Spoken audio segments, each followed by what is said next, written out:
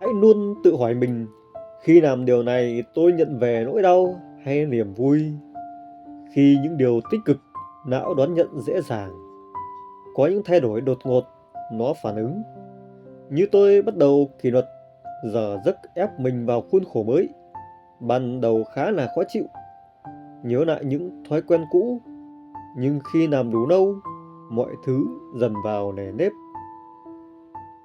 Tôi sẽ không cần hỏi hôm nay làm gì nữa. Công việc không còn lộn xộn. Tôi tự nhắc mình rằng tôi là người làm chủ thời gian. Khi trật tự được sắp xếp lại, niềm vui và nỗi buồn cũng được tách biệt rõ ràng. Và khi niềm vui đủ lâu, ta tìm được ý nghĩa của cuộc đời mình.